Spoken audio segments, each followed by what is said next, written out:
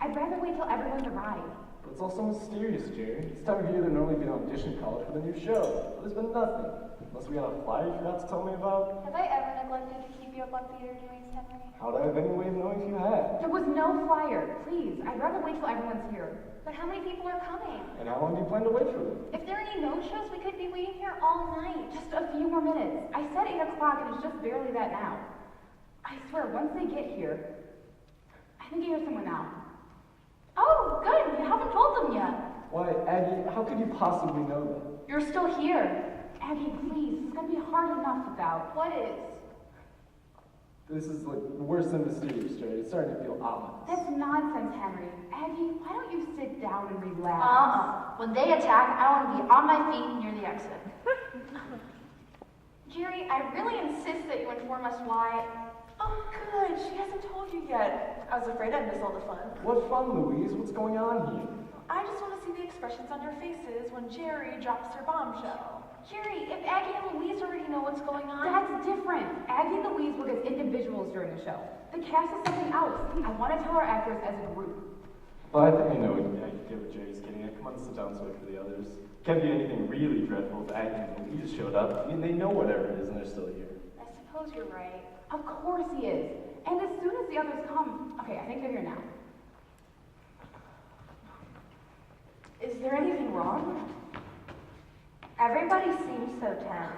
Don't be silly. Everything's fine. Just fine. Holly and Henry are just imagining all kinds of dire things simply because I held up telling them why we're here.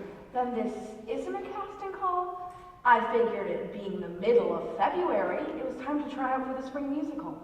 Well, that is why we're here in a way. If that is the case, why are you being so mysterious about it? To put it gently, there's a kind of glitch. About the musical? Well, not exactly a glitch. That might be putting it too strongly. No, there's not. What is it? Oh, we're gonna do Hamilton with an all-white cast. I only wish it were as simple as that. So we are doing Hamilton? We're not doing Hamilton, Smitty. This has nothing to do with Hamilton. Okay, I give up. What is this problem setting us all unbeknownst? Guess what? Jerry, tell us. I'm starting to get all nervous. Maybe you'd better tell them, Jerry. We've at least got a quorum. Quorum? Who else is coming? Just 2 more. Bill and Violet. Who? Oh, you don't mean Bill Carew and Violet Embry. Henry, she's not Embry anymore since she married Billy, remember? But I thought they moved away when Bill got transferred. He was transferred back 2 weeks ago. Oh, how marvelous. Well, I haven't seen him since... Since we did Phyllis's play, remember? Who could forget? Props that weren't where they should be, telephones that didn't ring when they should, guns going off without warning. And the rewrites. That was the worst part. Phyllis showing up every day, almost until we opened with new scenes for us to do. No wonder none of us could memorize our lines properly. Still, we did pull it off. The reviews were quite gratifying. But that's only because the reviewers thought the show was supposed to be a comedy. Boy, I never want to go through anything like that again. Amen. I was afraid of that. Now, wait a minute. Jerry, you surely don't mean... I thought we all took a solemn vow that we would never. Never in a million years. No, wait. It's not so bad as all that. Sure, a few things went wrong last time out, but We did practically sell out of business. Then it's true. a show by Phyllis Montague. And it's a musical? You better go walk the car. Wait! Hear me out, please. Then make up your mind. Come on, Henry, there can't be anything good on TV tonight. Thank you. All of you. Well, if there's not going to be a lynching, I guess I will sit down. The basic problem, see, is economics. Now, wait. That was the spiel you gave us last time we did a Phyllis Montague show. We were getting it royalty-free and... It's worse than that, Saul, this time. We might lose our theater. Really? Business this season hasn't been exactly brisk, as you all well know. I think it's partly due to a national concern about spending money in tight times, combined with so many people preferring to stay home for entertainment on TV. Is that what they call it? Anyhow, the point is, we've just been barely making the rent on this place. And the lease just came up for renewal, and the rent has gone up. And frankly, we need to do this musical. Bad. If Phyllis wrote it, I'm sure we will do it bad. Cut that out, Saul. You know what Jerry means. But seriously, Jerry, if we are having box office problems, it seems no matter what show we do. You didn't let me finish. If we do Phyllis's play, we get a $10,000 endowment for the theater. didn't know Phyllis Montague had $10,000. She hasn't. Then where, if you clam up and let Jerry finish? Sorry, Jer. Go ahead. Thank you. Just 1 second. Louise, could you make us some coffee? I'm still shivering from the drive over here. Sure enough, I guess I've seen all the funny facial expressions I'm going to. Actually, it's kind of warm indoors here. I think my jacket's what's causing the chill after being outside. I think I took mine off too soon. Why did you? Psychology, I guess. I thought that if I didn't look all bundled up and ready to leave, it would keep you guys around till I explain matters. Which you still haven't done, by the way. Yes, Jerry, tell us, where is the $10,000 coming from? Have you heard of an organization called the Best Boosters? Has anybody? I know what you mean, but the point is, Phyllis has, and they've commissioned her to write the show. Hark! We do Phyllis's show or we lose $10,000. And our theater. Oh boy, talk about a rock and a hard place. Exactly. However, knowing how you all feel about the trauma from the last show of Phyllis's we did, And we all prayed it would be the last show of hers we ever did. I've set up some rules for Phyllis. First of all, the script she submits will be the only script we use. In other words, no rewrites. Well, that helps quite a bit, actually. Secondly, I made her promise not to interrupt while we're in rehearsals. You mean we might actually get through a scene without her offstage screams? Sounding better all the time. And finally, if we have to change any of her lines or cues for practical reasons, she is to bow to our decision and not try to take her show elsewhere. And she agreed to your terms?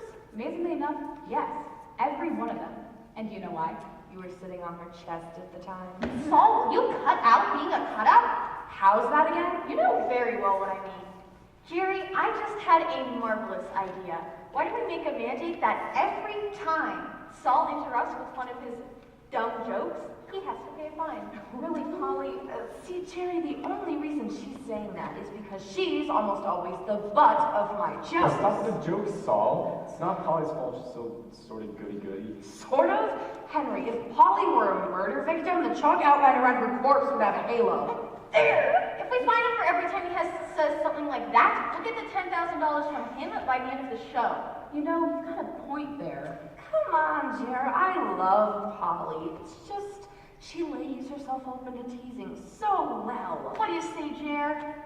Hold it, all of you. We still haven't heard everything yet. I want to know why Phyllis agreed to Jerry's terms, without Saul's interruptions. Actually, I'd like to know the reason myself. Plain and simple. Phyllis adores you people. She told me she'll always treasure you because you worked so hard to do her first play. Phyllis was the reason it was so long. Coffee's breaking. Good, and now you please let me finish. Who's stopping you? Everybody, you included. Wow, what side of the bed did you get up on today? Actors?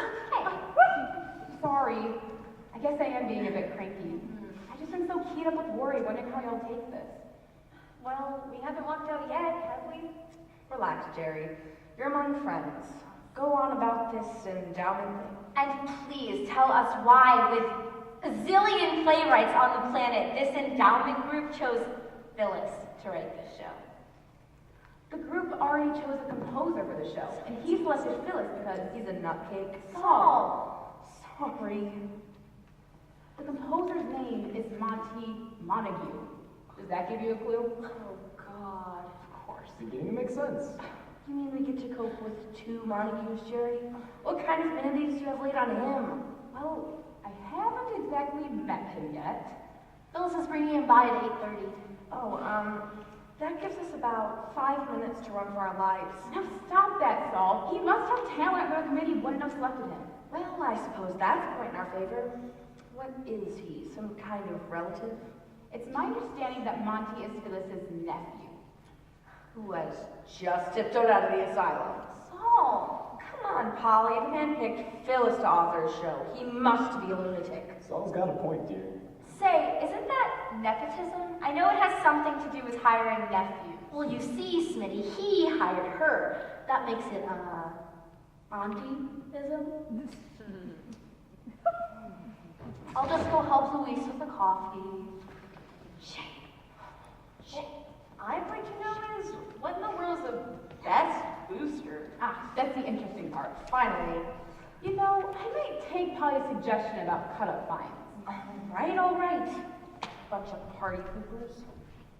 The Best Boosters is a group of Anglophiles. A group of what? And you, a college girl. Even I know that term. Then it's probably something dirty. Smitty, I'm surprised at you. That kind of cracks Marcel's line. What can I say? I drive her to rehearsals. I must be contagious. But, Smitty, I thought you got your driver's license years ago. Oh, I did. I just can't afford car payments and college tuition. Can we get back to our economic problems, please? Thank you, Henry. The Best Boosters is a group who delights in anything having to do with the English. That's what an Anglophile is. Saul, Come on, Jerry. You can't find me for being instructive. but we might for being interruptive. Okay. Onward, onward. Thank you. Now, this particular group finds its fascination in that part of British history centering around Queen Elizabeth I, who was also known as Good Queen Bess. But why do they call themselves Best Boosters? Well, you see, Hark, it's the cry of the feather-headed dramatist. Oh, hello! Isn't this all simply thrilling? Together again after so many, many years! Oh, how have you all been? Feeling nicely. Phyllis, you timed your rhyme perfectly. I was just about to tell the group the reason those Best Boosters call themselves that. Now you can do it. Oh, it's devastatingly delightful. Oh, but I'm forgetting my manners. I should like all of you to meet my nephew, Monty, who will be doing the songs for our little show. And now, Monty, may I present Geraldine Dunbar, our delightful director, Polly Benish, my special friend and actress, Henry Benish, her charming husband, Marla Smith, a clever young player, and Saul Watson, a fine dramatic actor in older roles. You would love my King Lear. And those ladies with the refreshments are Agnes Manville, a simply sterling stage manager, and Louise Peary, who, does something or other backstage. I keep the mice from migrating on stage. Oh dear, I didn't know this place was infested with vermin. Then you don't know Saul. Point of order, Jerry. Does this fine threat work both ways? What threat? It's just insult jokes, Phyllis, dear. You know how our players like to tease one another. Then there aren't any mice? No, Phyllis, Louise is our tech person, handles lights, sound effects like that. You don't mean manually. Well, you see, I tried running the light board with my toes, but... Louise, please. With her toes, Aunt Phyllis? Oh, now, Monty, Louise was just having her little joke, I presume. But that's so backwards. Monty, she doesn't really run the tech with her toes. I don't mean that. I mean, even doing it manually is sort of stuck these days. In the modern theater, all that stuff is handled by computers. Well, gosh almighty, I am an oaf. That's what I get for falling off the turnip truck. Louise, will you please pass out the coffee and just listen to what Monty has to say? May as well, but it's kind of sad slipping from the computer technician to waitress. Oh dear, I haven't made myself clear. I wasn't firing you or anything, Louise. I was simply suggesting we get a computer for the theater tech. You could be the one running it, of course. Get one. Monty, those things cost money. But surely, Geraldine, your theater group has money. If we had, we'd be doing your stupendous show in such a tiny theater. Jerry, that's what I call a save. The money. I mean, the money we save by having a small theater is what I meant about. Phyllis, tell us about your show. Yes, we're all fascinated by the project. Especially why the Best Boosters call themselves that. Oh, it's devastatingly delightful. You see, when Queen Elizabeth reigned, she was, alas, much maligned. Much what? She got a lot of bad press. But I mean, didn't she deserve it? Anyone who disagreed with her got their heads lopped off. Rumors, ugly rumors, the very sort of rumors that the Best Boosters was founded in order to set right. I'm getting a glimmering. So what they're trying to do is boost the Queen's reputation? Exactly, Agatha! So many terrible things were said about her that it is the purpose of my little show to correct all those unfortunate acts. correct historical fact, Phyllis. I mean, we all know that she ordered Mary Queen of Scots put to death, and that wasn't very nice. Oh, but that was all a mistake. Mary was put to death by accident. What kind of accident? Well, you see, Mary was Scottish, and Elizabeth, who much admired her clothes, happened to say, you know, I'd love to have her killed. Well, the palace executioner overheard, and he misunderstood, and... Phyllis, is this one of the details that comes up in your script? Naturally! The script you've promised not to alter? Oh, yes. I gave Geraldine my solemn vow that the scripts I am passing out to you today are to be performed precisely as they are now written, and I am not going to change a single solitary word. Even if we beg. Say, Phyllis, where are those scripts anyhow? Oh, dear, I believe I left them in the car. Monty, would you? Of course, Auntie Phyllis. Now, are there any other questions while we're waiting? Yes. Who plays who? Oh, yeah. Well, I thought Polly could play Mary, Queen of Scots, and the key role, that of Elizabeth herself, should be played by someone young, fresh, vital, ravishingly beautiful. Phyllis? I thought the Queen was totally bald. Bald!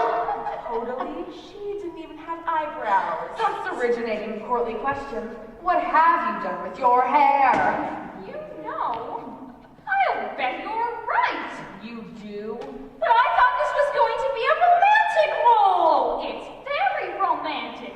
Consider, for instance, her passionate love affair with Lord Essex. Poor woman. So sad that he died before the two of them could wed. Phyllis, she had him beheaded. She did? That's the way I remember it. And she was an eyewitness. I read it in a book. A false book! Exactly the kind of book that the best boosters are trying to stamp out. And if I can help them to do so... It's all coming together. We get our grant, and you get... Elected to the Best Booster Society. It's really exclusive, you know. That's why I was so thrilled when Monty told me, but we're wasting precious time. Wait till you see what I've done, Monty. Of course, immediately. But just exactly how does this thing work, Phyllis? We do the show and send them a note saying we've done it, or... Oh, no, they're much more careful than that, Saul. Otherwise, anybody could claim to have boosted Good Queen Bess. No, we'll have to have proof. What proof? Theater programs? Newspaper write-ups? Reviews? Notarized affidavits? What? I read. Maybe a copy of the script? But they've already seen the script, Agatha. And given it their enthusiastic approval. Besides. So what's left? Well, they'll want to see the show, of course. One tiny question. Do we get the $10,000 before or after they see the show? Oh, before, of course. What the money is for, in effect, is payment to you for putting it on. If you agree to do it, once you've read the script, it'll be wired for your theater immediately. One need to read it. If this play is by Phyllis Montague, Then it has to be worth our interest. But said again, there never was quite a playwright quite like you, Phyllis Montague. I saw Watson, I'm profoundly grateful. Not as grateful as the dramatist guild. Then you'll do the play, sight unseen. It'd help if they read it before doing it. Makes rehearsing so much easier. Oh, and Agatha, Louise, you two will be delighted to know that the setting of the show should be absolutely effortless to construct. Just one setting for a musical? Say that is a break. what is the set, Phyllis?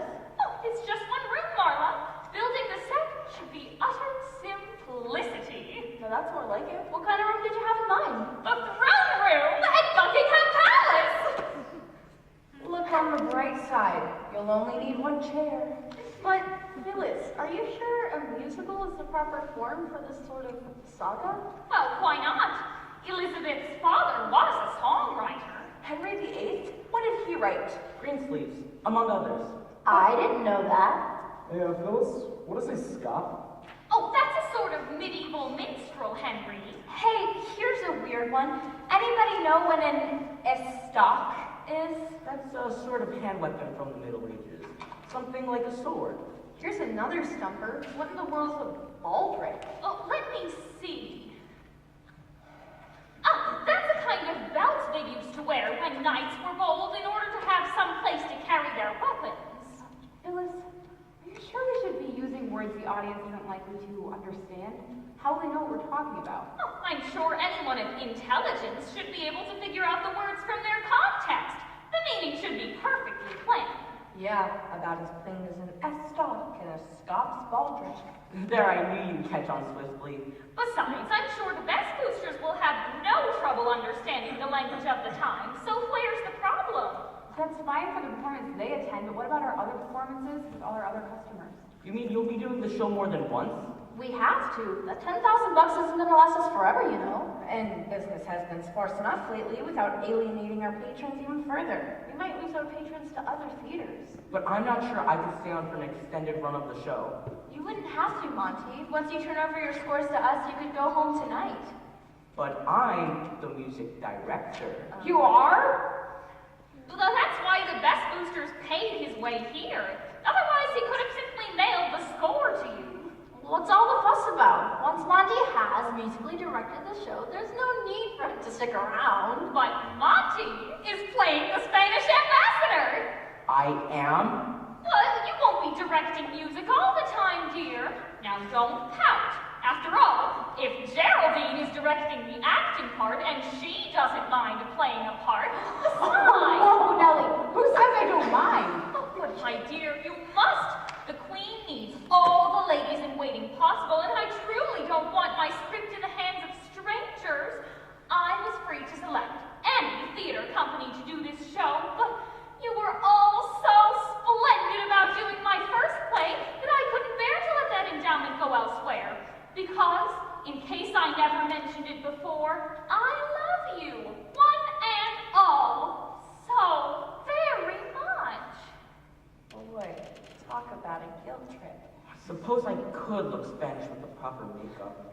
And I guess the lady in waiting doesn't have too many lines. Oh, good, then it's settled. Not quite, Phyllis. Those Scots and Baldrics got to go. But you made me promise I wouldn't do rewrites. Phyllis, there's no harm in changing the script before the start of rehearsals. What bothered us last time was that you were writing the script all the way up to dress rehearsal. Not to mention the fact that the Middle Ages were over long before Elizabeth took the throne. She probably never saw a single Scot in her life.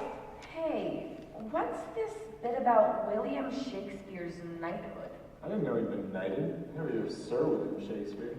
It is kind of odd, come to think of it. I mean, he was a favorite in court, and Elizabeth kind of liked him. Why wasn't he ever knighted? Maybe he flunked out of night school. Oh, that's a good one. It is a mystery, that's for sure. Not anymore. Phyllis has solved this mystery beautifully. Nice job, Phil. Which one of us played Shakespeare? I did. No wonder Saul was so confused. Though it seems to be a rather short part. Oh, don't worry about that song. You'll also be playing Sir Walter Raleigh. Oh, really? No, Raleigh. I like a girl with a sense of humor. That was humor? Hold it. Phyllis, how can I play Raleigh when he makes his entrance right after Shakespeare exits? Oh, it's a very simple device, Saul. As Shakespeare, you wear a high forehead wig with long-ish hair hanging down in back. Whereas Raleigh, you wear an elegant long cloak and a jaunty cap with a large feathered plume coming out of the top. All you have to do is step off stage, whip off the wig, don the hat and cloak, and step right back on again. Well, I guess it could be managed. I'll have to work on it. Speaking of work, I think we should all do read through the play right away. Great idea, and I especially want to hear my songs. Oh, that reminds me. I can carry a tune all right, but as for being a good singer... Oh, don't worry about that, any of you. Just learn the lyrics and the sheer pageantry should take care of the rest. After all, there is no reason to suppose the Elizabethans were particularly good singers, so... Aunt Phyllis, I seem to have one script left over, the one for Lord Essex. Only one? You should have two. I counted them most carefully. One for Essex and another for Elizabeth. Oh, but I've got that one right here, see? Oh, there's the mistake. You don't need a script. You'll be playing a non-speaking part. What? But you said that Elizabeth should be played by by somebody young, fresh, vital. Who else could play the part? Why, Violet, of course. She was so devastating as Lady Diana in my first play, one could have sworn she was of royal blood. I could have looked royal if you hadn't had me playing the maid. Just what part do I play in this show? A very elegant part, Marla. You'll be one of the Queen's ladies-in-waiting. That's Elizabethan for maid. All the right! My decision is final, Marla. There is no way you could possibly play a queen. So, where is this Violet you told me about? She and Bill are on their way. Bill had to work late, but he promised to be here before 9. It's almost that now. Hello? Anybody there? They've arrived, and that's another thing, Marla. Since Billy and Violet are wed in real life, I've naturally assigned him the role of Lord Essex. That's this last script I've got. But I'm sure if you could just let me try for the part that I could convince. I'm sorry, but no, Marla. The only one I would entrust with the vital role of the renowned Virgin Queen of England is Violet. Hi, everybody. Mine.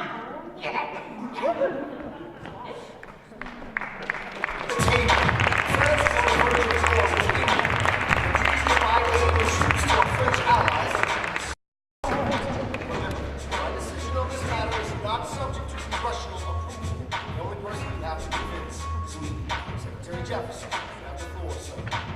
When we were on death's door, when we were needy, we made a promise. We signed a treaty. We needed money and guns and half a chance. Who provided those funds? In return, they didn't ask for land. Only a promise that we'd lend a hand and stand with them if they fought against oppressors. And revolution is messy, but now is the time to stand. Stand with our... Now, Marla, pay close attention. This is the lovely little scene where Essex, trying to patch up their differences and to allay Elizabeth's anger, gives her a little pot. I bet that mellows her out. I am talking about the pot in which he has planted this lovely little gillyflower. Hey, that reminds me. Phyllis, What is a gillyflower, and more importantly, where can I get one?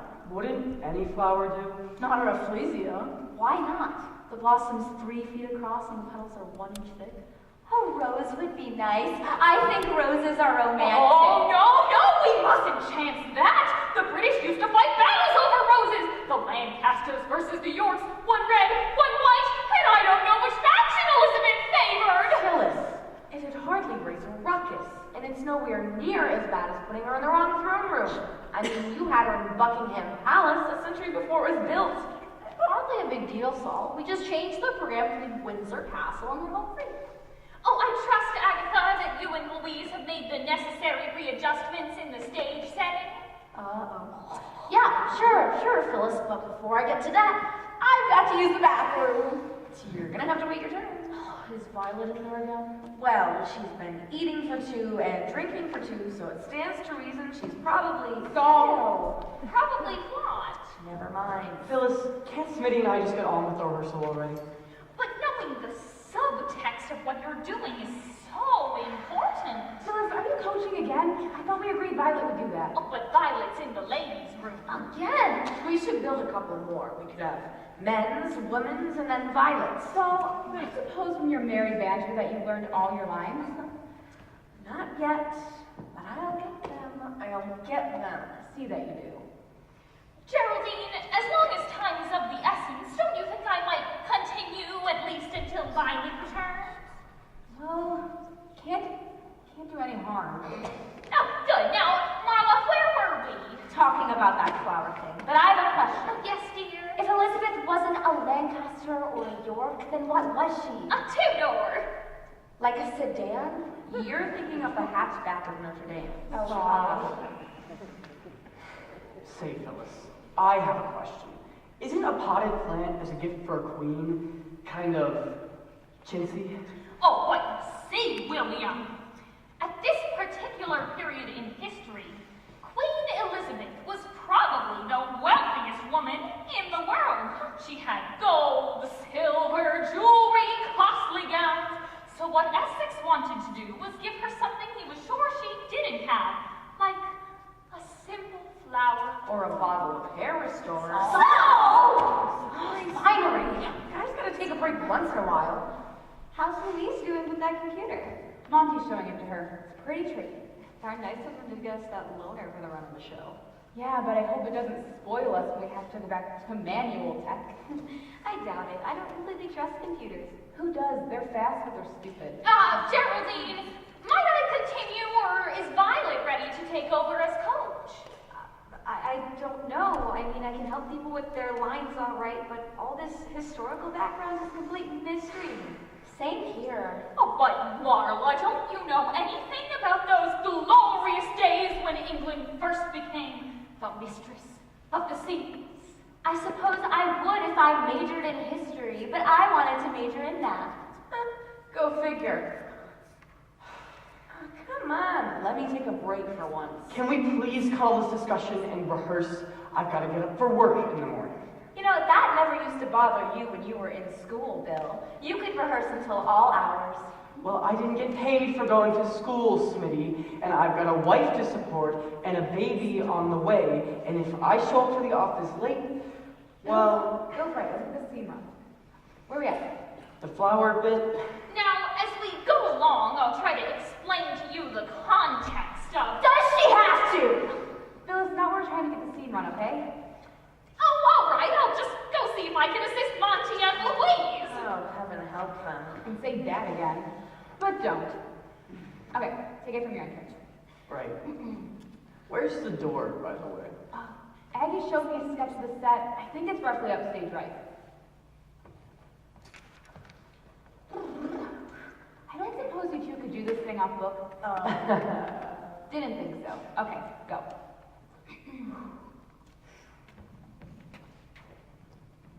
Gracious Majesty. Hold it. Already? Bill, this is the land's reigning monarch. It's customary, if you valued your life in those days, to get down in front of the throne and drop to one knee. But won't that put my back to the audience? Maybe more than that when you genuflect in tights. You can turn your profile to the audience after you make your obeisance. His what? Sorry, that was a Phyllis word. I've got to stop listening to that woman. I mean, after you genuflect. But won't that look awkward from an actor's point of view? You? Saul. Sorry, but I can't study lines with all this gabbing going on, can I? Look, maybe if we right to the throne a bit, sort of angle it to face upstage right, then I could genuflect and still be seen. Sounds okay to me, Jer. Me too. About time you spoke up, Vi. I was beginning to think you were in a coma. The baby was kicking. We can't make the throne for two very good reasons. First, Aggie and Louise are already building the throne room, and if we move the throne, we'll have to redesign the walls. Oh. What's the other reason? Acoustics. We need to have the piano on stage if we want the audience to hear it, and the dais for the throne's the only thing big enough to hide it. If we rake it, the audience will see Aggie, sheet music and all. Wait a minute. If Aggie's down here with us playing the piano, who are we using as prompter? That's all been worked out, Saul. Aggie's gonna have her script with her too, right on the music stand. Matter of fact, she says prompting from the middle of the stage is a damn sight easier than trying to whisper cues and lines from the wings. Excuse me? What? Can we please get this stupid rehearsal going? Yeah. Where from? Take it from your line. But are you sure you have all the nuances straight? Can't we run in crooked nuances and all, Phyllis? It's only a rehearsal. Bill's right. Let's do the scene first, then do the polishing. But I just wanted them in the proper mood, with Lord Essex staunchly concealing his rage. Boy, am I in a proper mood, Phyllis. And with Elizabeth numbly facing the prospect of a long and lonely reign. How long did Elizabeth reign? 40 days and 40 nights! Bill, darling, please don't lose your temper. The baby will hear. Daddy didn't mean it, Ferris. He was just play acting. Around here? Fat chance! All right, let's get the scene done. Places begin.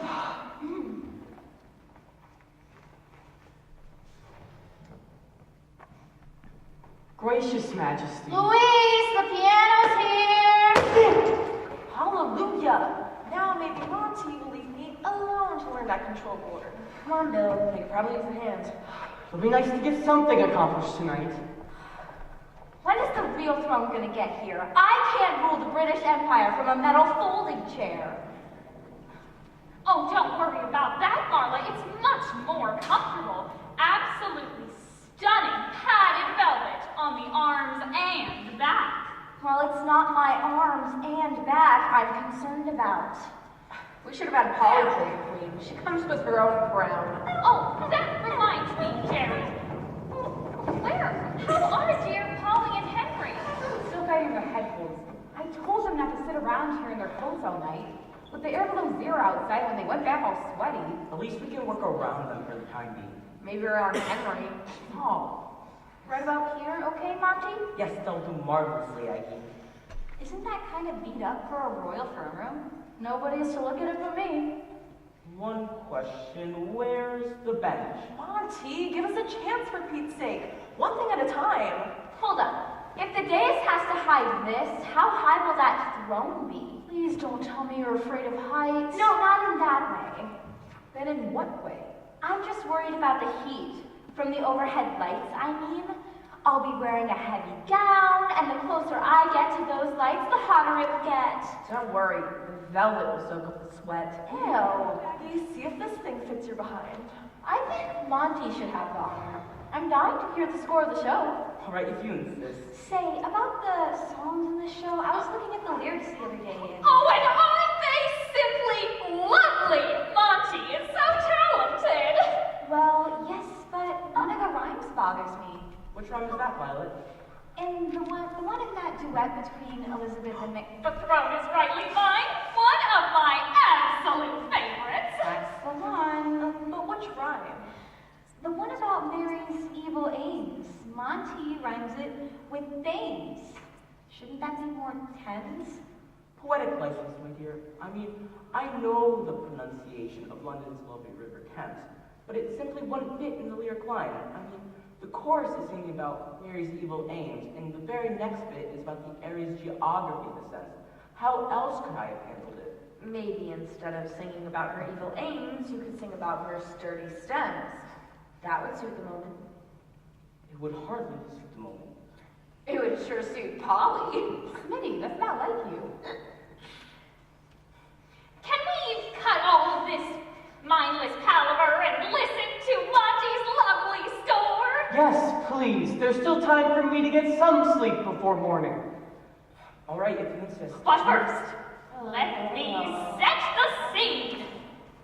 Mary and Elizabeth are having their vital confrontation, alone on stage except for the chorus and... Phyllis! We know where it occurs, okay? Let's get on with this. Still, the baby, remember? It can hear you. So it knows Daddy's not a wimp. What's the problem? Should I play or... Yes, you should! Play, damn it, play! Here we go.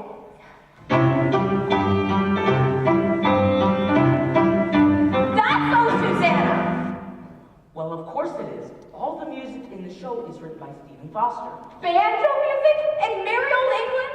Music is what kept Old England merry, and a banjo sounds very much like a lute. But we're using a piano. Only because I don't know how to score for banjo. Or for lute. Oh, thank you, God. But if all the melodies are by Stephen Foster, Isn't that plagiarism? We prefer to think of it as a tribute. On your way to jail? The melodies are all in public domain. I checked. But aren't Stephen Foster's melodies sort of innately American? Yeah, but you see, Violet, that bridges the gap between our two nations, which is one of the major goals of that marvelous Best Booster Society. Let me get this straight. We'll be singing your lyrics, but to the tune of things like Campton Races, Nellie Bly, and My Old Kentucky Home. Why, yes. Why do you ask? I just had a kind of come full circle feelings on. You're wrong, Jerry. We should have done Hamilton after all.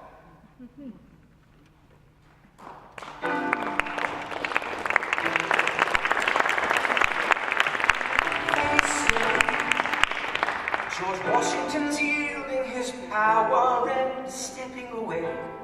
Is that true? I wasn't aware that was something a person could do. I'm perplexed. Are they going to keep on replacing whoever's in charge? If so, who's next? There's nobody else in the country who looms quite as large. John Adams. I know him. That can't be. That's that little guy who spoke to me all those years ago. What?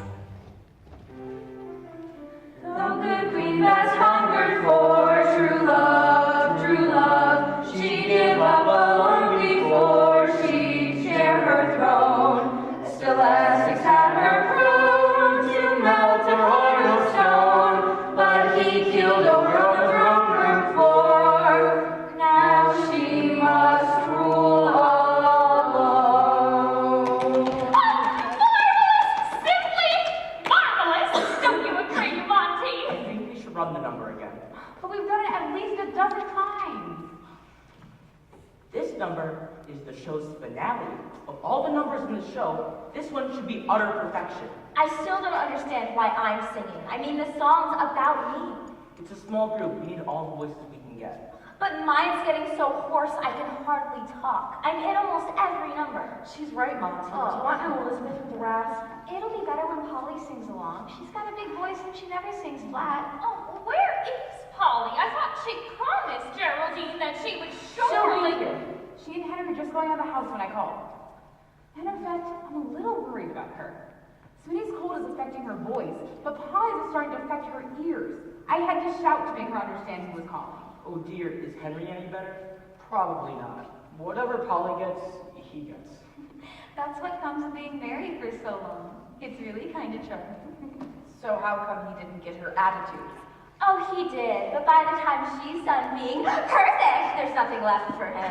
You two should be ashamed. Polly's really not that... goody-goody. Look, the last train trip they took, she told Henry the porter was trying to avoid her, when all the guy actually said was he was trying to give her a wide berth. You're making that up. Maybe a little, but when she gets here, I'll blow her a kiss. Do you mean that? Well, sure. Song. Ow! Abby, you were careful with that hammer! Sorry, Lou. How are they coming with that throne contraption? Almost done, I think. Maybe we should give them a hand. Oh, that reminds me, Marla, there's something I would like to discuss with you about your makeup as Queen Elizabeth. Anybody here? Oh, good, I was beginning to worry. How are you feeling? My ear's still a bit stuffy, but I'll go ahead once a while for Bruce. I sure hope so. Or this throne room was more like an outpatient clinic. You have to rehearse your major see anything? Oh yeah, quite definitely. Sick or not, Henry and I have been over it, I don't know how many times. We're even off book. Good for you. I wish certain other members had your dedication. I'm working on it. I'm working on it. Well now, shall we begin? Yeah, let me just find the page. Ah, here it is. Sir Renfrew had just arrived from the Scottish court to defend Mary at her trial. Ready? Yeah, should we go? Yes. Whenever you're ready. I came as soon as I could. I can't tell you how delighted I am. I'm a bit late because my horse threw a shoe and flung me into a ditch. You're lucky you weren't killed. I hope my tardiness has not made you angry with me. With you, never. Have you slept well? On a pile of straw in the dungeon. I am shocked. At least I hope you're being well fed. Pause for laughter. Saul Watson. Okay, but I do think Phyllis was pushing it just a bit with that line. No offense, Polly, but you do not look overfed. Don't I know it? And it'll be even worse when I'm in that farthingale. Jerry, do I have to wear it? Polly, it was the style of the era. All the women wore them. Women are crazy. Why wear a style that makes your hips twice as wide? Yeah, you know what the women in those things used to look like to me? Offended dustpans. It is kind of like that from the waist upward to the handle and then... Can we discuss this later? Or has Bill forgotten he works tomorrow? Oh, I almost did. If I show up late one more time, there's going to be a help wanted sign at my office door. Then let's go, shall we? Absolutely. Henry, give me your line again. I am shocked. At least I hope you're being well fed. Not lavishly, but I'm too proud to ask for more. Good. Now, alleviating your situation requires superlative intelligence. Not to mention a stalwart horse. A very... Please. Sorry. Go on, Henry. Just ignore them.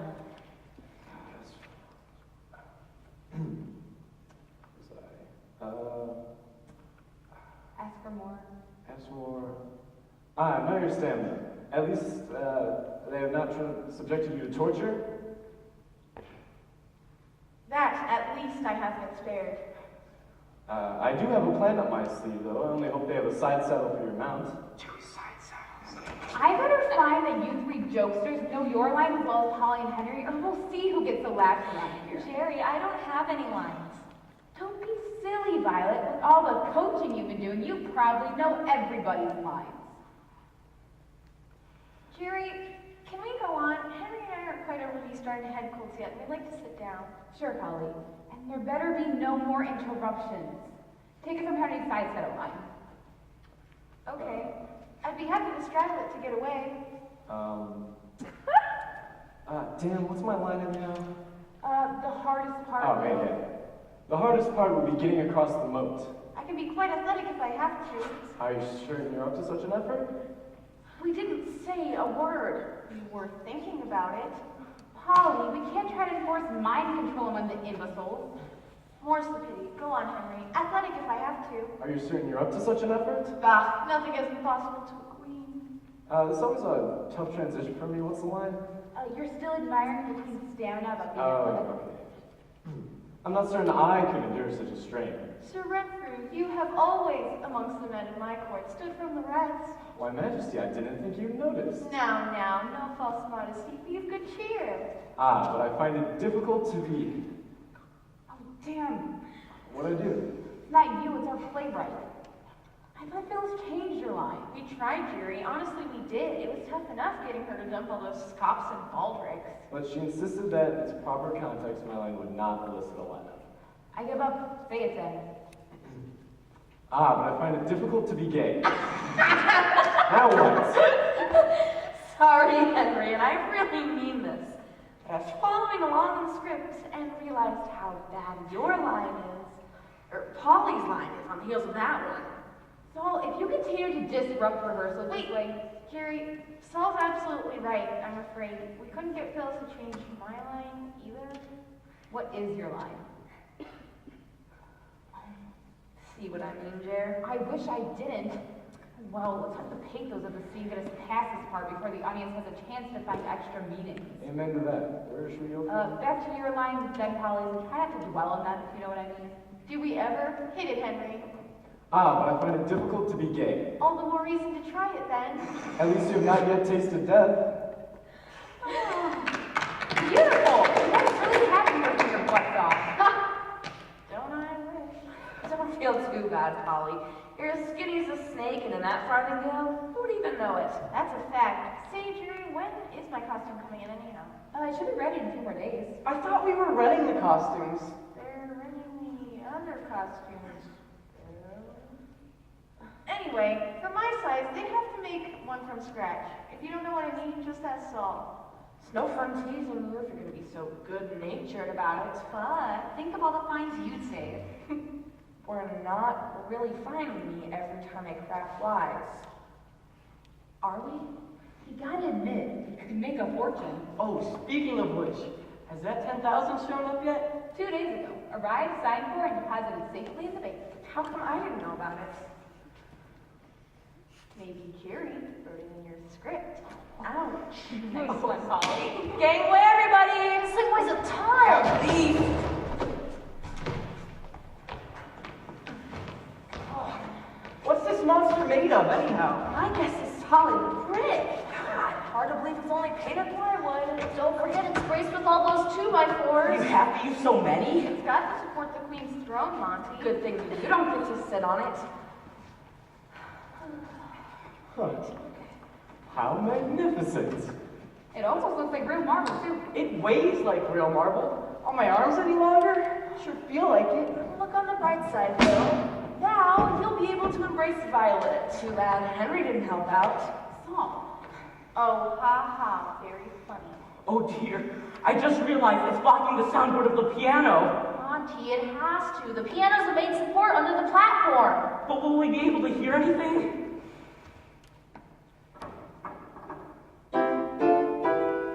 What do you think? I may be crazy, but I think it sounds sounds even better. Perhaps the dais is acting as an extension of the soundboard. Hey, I'll bet Polly's right. But can it still vibrate once the throne's on top of it? Not to mention Smitty. I sure hope so. Otherwise, we may have to drill holes all over this thing to let the sound out. How could we possibly justify a throne room days full of holes? You could always call it Swiss marble.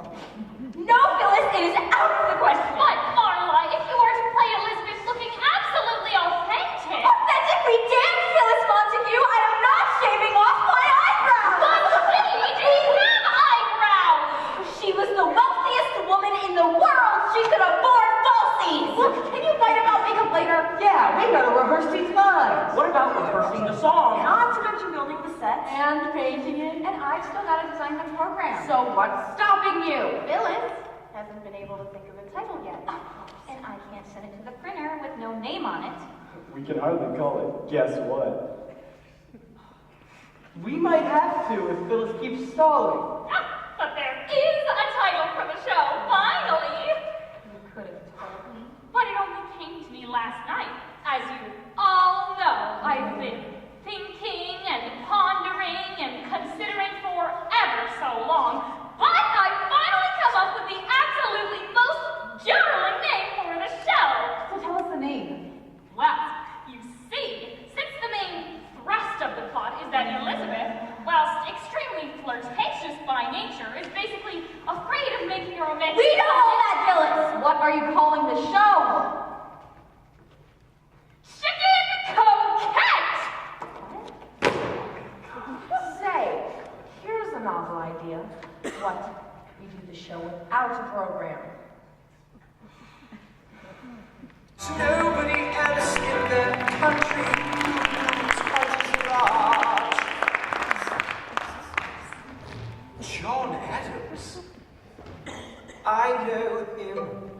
That can't be. That's that little guy who spoke to me all those years ago. What was it? 85. That poor man began to eat him alive. Oceans rise, empires fall. Next to Washington, they all look small.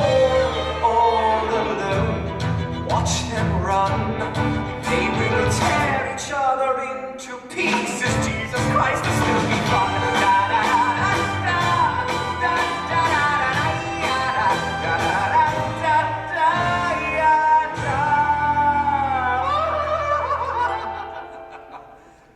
Now, remember, Smitty, although this is a number just before the show's finale, it is really the emotional climax of the story.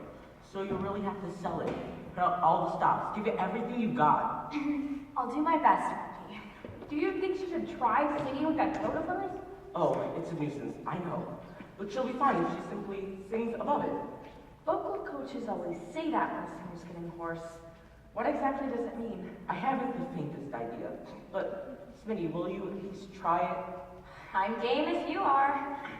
Where's my prop? Right up, Your Majesty. You call that a gillyflower? You may as well. We still haven't found one yet. If only we could find some crepe paper. If you could find a picture, we could get crepe paper and fake it. I suppose you could change it if worse came to worse. I never mention it by name in my lyrics. I sure wish Phyllis had your resiliency. Do you know she found a picture of the Windsor Castle throne room and expects us to duplicate it? At the rate we're progressing, she'll be lucky to get any walls at all. Aggie, what'd you do with my tape measure? I'll find it. Okay, let's get the scene done. Get in places. I'm already in place. But Monty isn't. Me? Oh, you mean at the piano. I'm not used to actually playing at a rehearsal. I keep expecting Aggie to do it. I will as soon as we finish building the damn palace!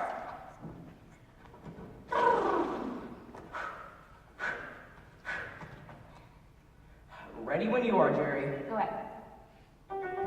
As I dream of dear Lord Essex and the love I held so dear, it is soothing when I gaze upon this blooming souvenir.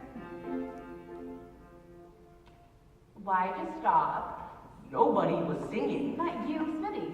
Well, that's when the chorus is supposed to come in. I don't sing again till later. Damn, you're right. Louise! Yes? Where's our chorus? Help helping Polly try on her costume. She can't do it alone, I guess. Then how can we rehearse the song? Are you sure this number needs a chorus? I mean, Oh Susanna isn't exactly what I'd call a tearjerker, Monty. What do you suggest? I've already used the beautiful dreamer and Jeannie with the light brown hair. Not to mention Old Black Joe in my old Kentucky home. I don't think Buster wrote any other wistful tunes. Maybe you could take it at a slower tempo, or... I can't. The best boosters have already approved of this tempo.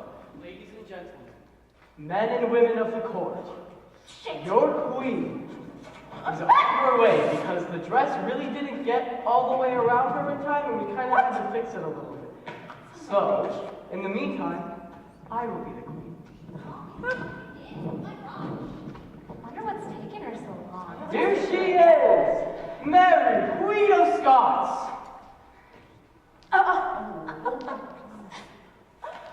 Well, what do I look like? Mary Queen of Stouts. Don't rub it in. Okay, I don't know how to quite put this, but isn't this a little too plaid?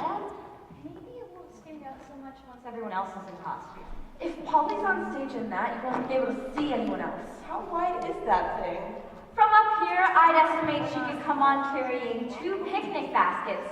No hands. I may just do that. They say stuff will cold and mine's worse than ever. Holly, if you keep stuffing yourself, we're gonna have to take everyone to get you into costume. I took that under consideration when I made it, Jer. It's all Velcro up the back to leave room for expansion, just in case. Since we're all here, why don't we rehearse the chorus to Smitty's song? Let me get out of this thing first. I can't possibly sing in a tight boots. Then how will you sing in the show? She can't hear you, Modsy. The cold's blocking her ears. Oh, great. I'm glad you can still hear anyhow. As long as I can see her lips, I'm just fine. You mean you're going deaf too? How are either of them going to hear the music cues? You could always hide a pair of prompters in Polly's farthingale, or... Jerry, can I please come down? These lights are like a sauna up here. Stay there. It might help your cold. Oh dear, this is becoming disastrous. I've got to tell Aunt Phyllis. Where is she anyhow? Out searching for gillyflowers. In an early spring blizzard? Jerry, she's not out romping through the meadows, just the florist shops. Good old Phyllis, if I know her, she won't come back until she finds some. If she isn't any here than I was, we may never see her again. See, Jer, there's a bright side to everything.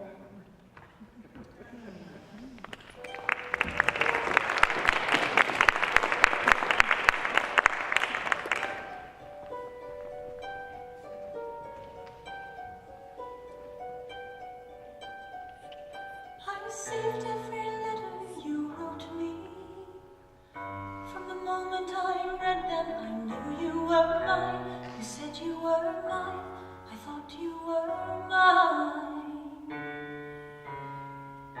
Do you know what Angelica said when we saw your first letter arrive?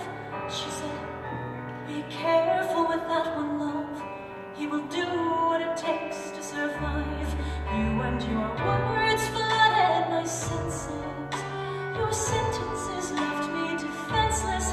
You built me palaces out of paragraphs.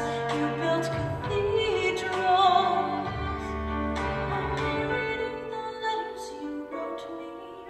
I'm searching and scanning for answers in every... Okay, whenever you're ready. Gracious Majesty. Louise! What do you want? What are you doing? You want walls or don't you? Can't she come in and do that when we're not rehearsing? You think I live in this place?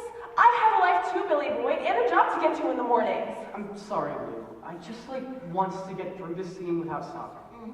I'll get myself a cup of coffee, and then it's hammer time again.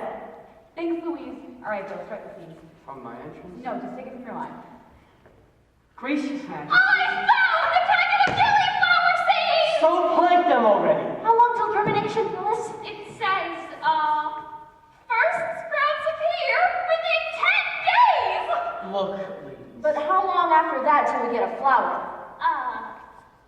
5 to 6 weeks, if there isn't any frost. Phyllis, we open it in 3 weeks. Oh dear, maybe if we force-fed them with hormones or something?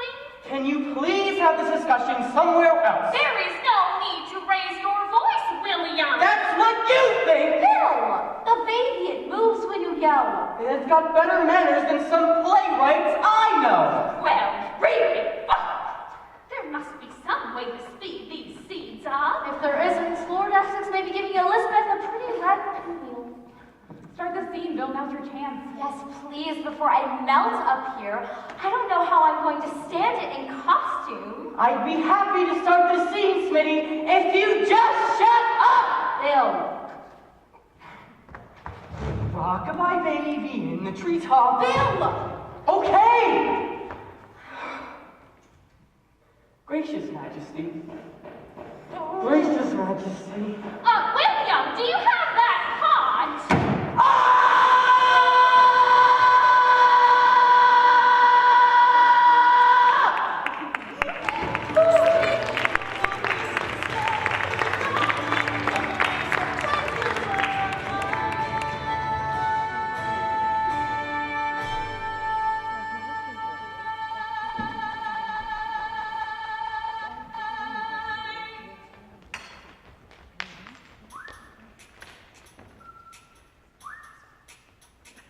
Meet the latest graduate of King's Cup.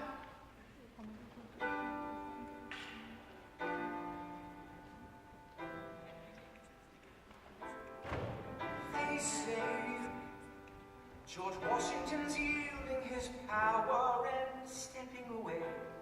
Is that true?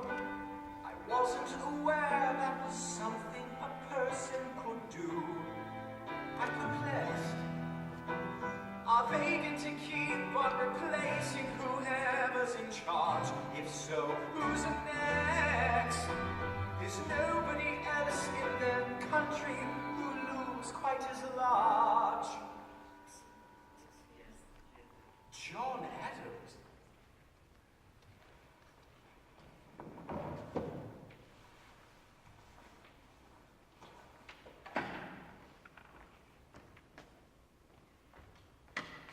Aggie! Where's the set? We have a dress rehearsal tonight. How can we rehearse without a set? It's ready, Jerry. Calm down. Then why isn't it up? People will be here any minute. You and Louise promised. I know we did, but we didn't reckon on this crummy weather. A snowy February, a sleety March, and now the drizzly April. What's the weather got to do with it? The paint's not dry. Everything's painted, even Smitty's throne. We can't have people using those things in rented costumes. Oh, damn it all. How can we open in 2 nights if you don't have a set to work on? Jerry, it's not as bad as you think, okay? There aren't any doors to open and close, just archways for entrances and exits. If they know they're blocking, it should be a breeze. Meanwhile, we got a space heater backstage hurrying the paint along. We'll be able to set things up later tonight, I'm sure. I wish I shared your confidence. Smitty's going to be furious if she has to sit on that metal folding chair another night, and I don't blame her. Am I early? Where's the set? Drying.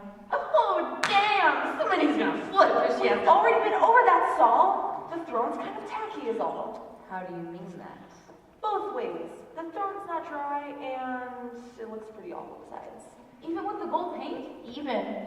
We tried to make it look like real gold, but it still looks like wood with a bad gold paint job. But the seat's nicely padded. That should help Smitty's morale. Oh God, I hope so. She tells me her morale has bruises from that other chair. Where is she? Don't look at me. I haven't driven her in weeks. Then how's she been getting here? Monty's been driving her. Do you people mean you don't know about these two? No? When did all this start happening? When Smitty caught her cold.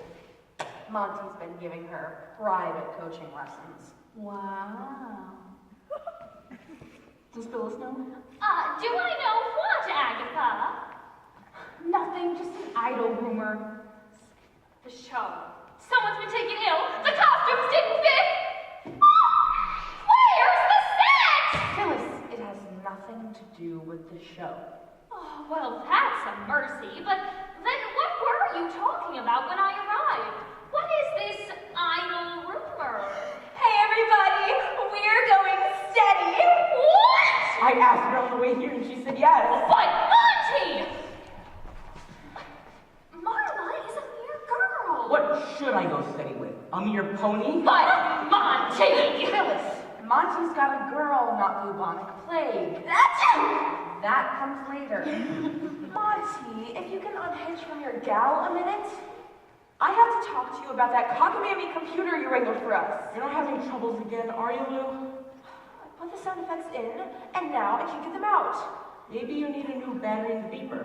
What beeper? That little flat gadget, like a remote control for a TV. I mean, if you're going to be on and off stage playing that messenger part, you obviously have to be able to control the computer without being at the keyboard. But if I'm on stage without my script in front of me, I don't know all the cues. Come on, I'll show you. It's easy as pie. Where's my throne? Aggie! It's fine. Just trying is all. Well, if that's the problem, why not put it on the stupid dais? It was so hot up there last night, I nearly got heat stroke. Jerry, do I have to sit so near the lights? I'm afraid so, honey. If we don't use the dais, how can we hide the piano? You could always put Polly right in front of it. You know, with that farthingale of hers, it might work. Then where would I sit? You just sit right on her shoulders. Oh, You have a better suggestion? Hey, where is this set? Maybe we should put a sign on the stage door. Phyllis, that was very nearly a wisecrack. I'm proud of you. it's what she gets for hanging out with theater people. What's keeping you two? Smitty's getting jealous of Louise. Oh, let's hope she didn't hear you. She could roast you alive if she gets her hands on the light controls. You still answer Bill's question. Where's our scenery? The whole stupid set is still soaking wet. Hey, that's pretty good, Smitty. Monty been teaching you lyric writing on the side? It's hard to be in a musical and not start thinking in rhyme. Just listen to this beauty I came up with the other day. What was Ben-Hur's given name? Judah. Hush! Monty will hear you. It's not nice to make fun of his lyrics. But Phyllis, they're not making fun of his lyrics. They're just making up lyrics of their own. Oh, I've got one. Name a wise man from the east. Oh, no, but I'm really not any good at... What's that you're singing? Don't tell me we're fiddling with lyrics. Oh, baby, take 8 changes at this point. And there aren't any. It's just class time in the OK Corral. Have you people forgotten we have a rehearsal tonight and we open in 2 nights? Sorry, Chair, but it was fun. Yeah, and I didn't know Miss Montague had it in her. Why, Saul, don't be so formal. It's just plain Phyllis after all the time we've worked together. Why, thank you. Plain Phyllis. Do you people mind? Right, Madam Director. What's our first move? Get into costumes and we take the show from the top. Now move. Wait a minute, I think we have a problem. So what else is new? We can't figure out who's gonna run the computer when we do the show. Can't you just draw straws or... It's not the choice, Phyllis. It's the logistics. What do you mean?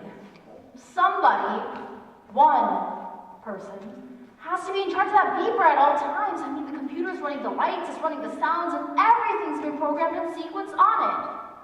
But I thought Louise was going to handle that. You're not playing the messenger all the time when you aren't. But I have to be able to see what's happening, and I can only do that when I'm on. Can't you kind of hover in the wings and peek on stage? With all those farthingales trying to get by me, it'd be like getting caught in a car wash. Then, Aggie? While playing the piano and prompting, impossible. Well, I could do it, but I'm in so many songs I could forget. Well, then why don't I do it, since I'm not in the show? But Phyllis, you are. You get so happily absorbed watching your show unfold that you forget there's tech involved. Remember that last show of yours we did? All he had to do was bring the pendant backstage at the proper moment, and when the right time came, you were still seated out front. Oh, dear, I do tend to get involved in the story. Oh, well then, how about Monty? I could do it if I weren't playing the Spanish ambassador. Are you sure you couldn't get any more men to be in the show? Men trying out for a show. Monty, you don't know much about community theater. You guys are fussing over nothing. I'll do it. Where's that beeper? Here it is, Paul. You're all so prominent. Where will you hide that thing? In that stupid farthingale, of course. I could hide an army in there. But do you know all the cues? Polly and I listened to the script backwards. That's what we're afraid of. Don't be silly, Salt. Louise, is this thing hooked up? All batteried up and ready to roll, Polly. All right, try me on those effects. You're on. Okay, so it's right after my big scene with Henry, right? Right, so tell us what happens. It's time for Elizabeth's entrance, so I press the beeper and... So far, so good. Elizabeth has just learned that Lord Essex has escaped from the dungeon and that the Spanish Armada is on the way, as the commoners outside the door see him passing. Louise runs in to tell her that Lord Essex is on his way to the palace, and the commoners outside the door say... Elizabeth orders the drawbridge lowered at once, and... Hold it! That was right, wasn't it? The cue was fine, but Louise, where did you get that sound? I couldn't find rattling chains, so I figured the whistle would have to do. But it sounds so silly. Just tell the best boosters that a well-oiled drawbridge sounds like that. 10 to 1, they never heard a falling drawbridge anyhow. Well, Come on, friends. Be a sport. We can't risk fiddling with the computer memory now. You know how temperamental those things are. all right, let it go. If everything else turns out all right, probably no one will notice. Go ahead, Polly, you know my show better than I do. Okay, it's time for Essex's entrance. He comes into the throne room, genuflects and says... Gracious Majesty, I have returned.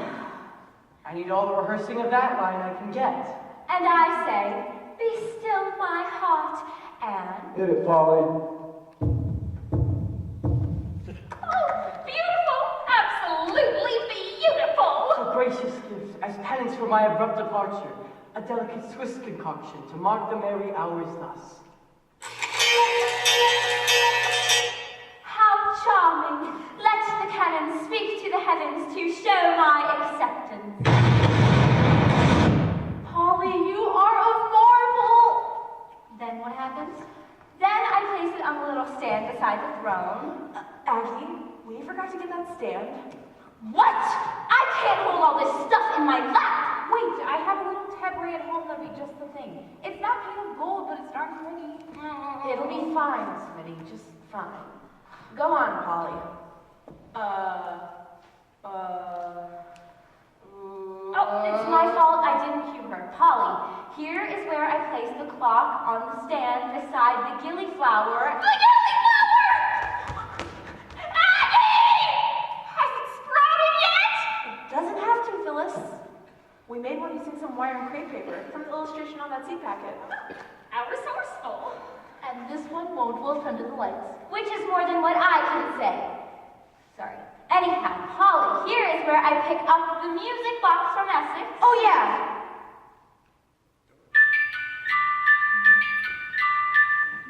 Oh, that's when I look at the door and announce the courier approaching.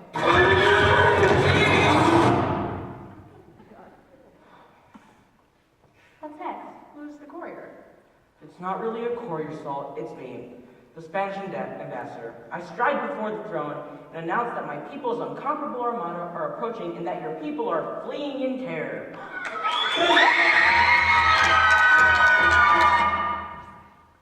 That's my cue to say that heaven will defend us. I say this to the commoners outside the window, and... Yeah! But I'm dubious, and I say, how so, Lord Essex? And I say, the sea shall destroy them. And we hear...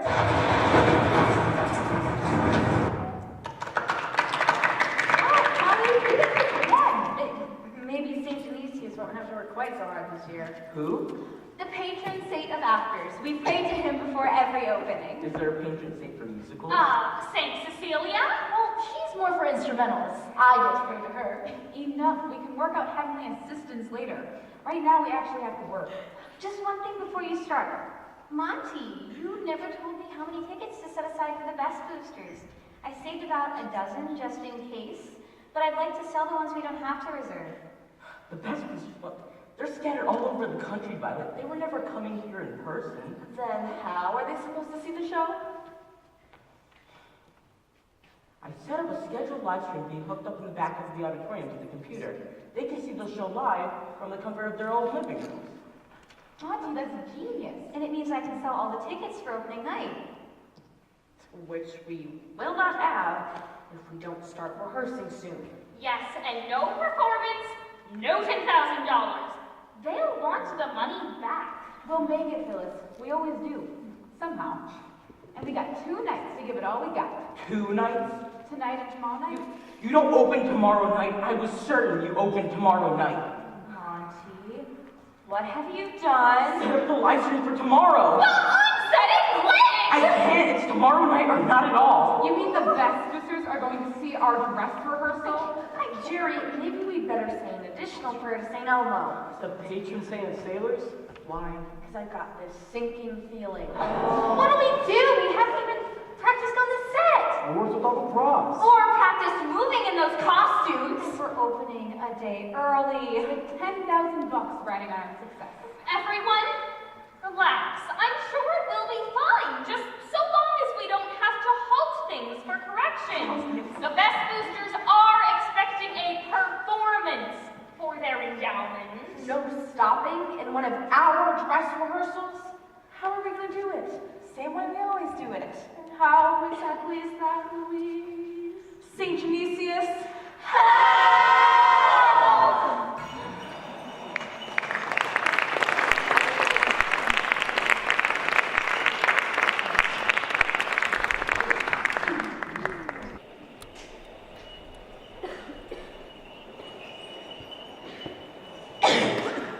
Holly, are you sure you and Henry feel all right? What? How do you feel? Oh, fine, just fine. And the makeup hides our noses wonderfully. It's not your nose I'm worried about. How's your hearing? There's no problem, Jeremy. They're seeing that we just alternate lines anyhow, so we can do without hearing each other. After all, in our big scene, we just alternate lines. Where's the gillyflower?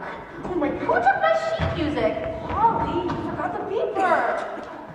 What did you say, dear? Has anybody seen my moustache? This stupid crown won't stay on my stupid head! Here, let me help. No, let me do that, Phyllis. You've got to get out there and make your speech. Where did I put my nose? No, someone is it! Phyllis, that live time is limited. But surely I should say something before we begin. Just wish the audience welcome, say hi to the Best Boosters, and get off. We have an audience? We always do at dress rehearsals. Gives us some sort of audience response to... Can you play again? Oh, good. The Best Boosters will be impressed when they hear applauding. applauding? You don't know my relative. Don't tease, Louise. Truly, when they hear Monty's lovely lyrics, just imagine the applause. We may have to. What did he say? Henry, can you hear anything? I assure you, Jerry, our hero will be quite adequate to the task. Is that right, Bob? Huh? Does anybody have a cough drop? We gotta get going. The live stream time started 15 seconds ago. Phyllis, get after But him! my nose! Wing it! Oh, all right, I'll do my best. Places. Overture goes the minute Phyllis comes back. We forgot to pray to Genesius and St. Elmo. Come on, everybody. St. Genesius, Pray for All right, here goes nothing. that's what we're afraid of.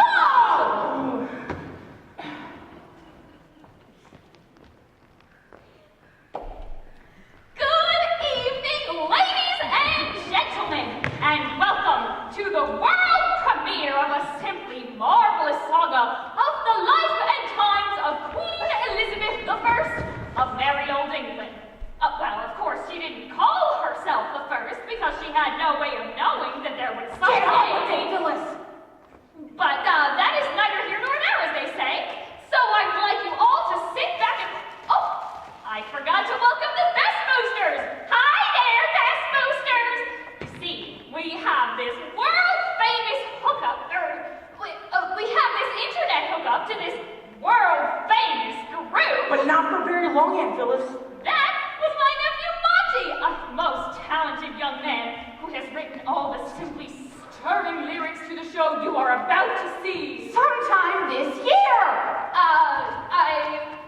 I guess I've taken up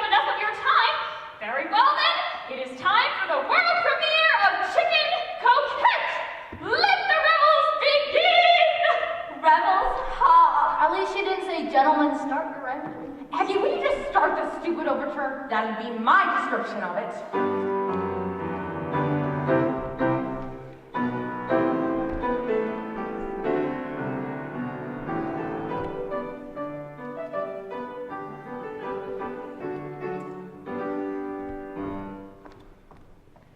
I bring news to the royal lady in waiting. Where is she? Waiting over there. Hail, lady in waiting. Zeus is the royal messenger. What tidings bring you? It grieves me to announce the king is dead. Alas, say 'tis not so. Alas, 'tis. I'll but wallow not in mawkish grief, for his daughter Elizabeth has just been crowned queen. Her mother Anne Boleyn would be so proud. Then this is no time for gloom, 'tis time for festivity. Verily, yea.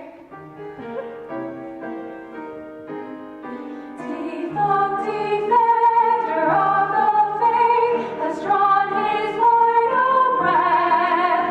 So goodbye, Henry VIII and Elizabeth. Each voice shall prove, each loom shall strong Elizabeth's success. My soul needs to calm her soul, calm in the greatness. Her boucher brings future freedom from all dread. All who disown my royal throne soon shall lose their heads. Did you hear that? We wonder what her reign may have in store. Nothing my foes will rot, 'cause when I reign I pour. If your reign begins to pain the court aristocrats, if they talk back, they're gonna lack a place to wear their hats. We better not get her mad what teensies beg to keep life fine, just hold alive.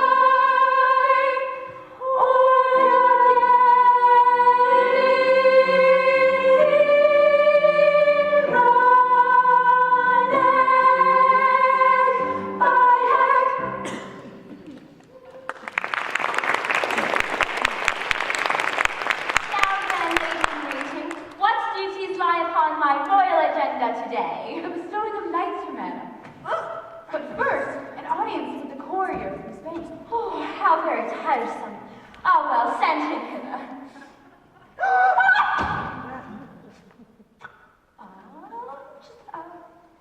Okay.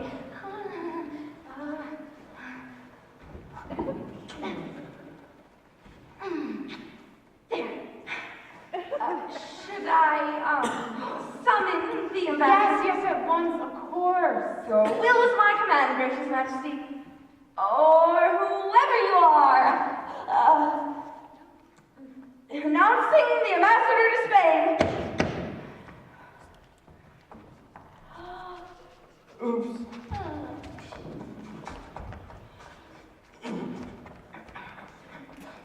Gracious Majesty, I come upon a matter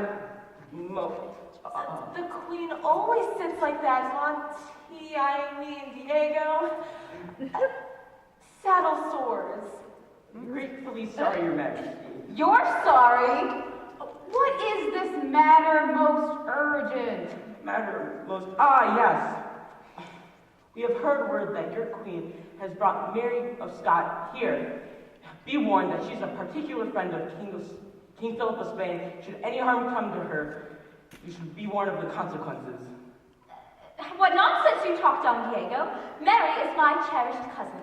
Why should I not seek out her companionship for mere happy hobnobbing? You brought her here in chains and threatened her with execution. A silly misunderstanding. I perchance to admire her accoutrements, and whilst in the presence of my royal executioner, did vouchsafe the opinion that I'd love to have her killed.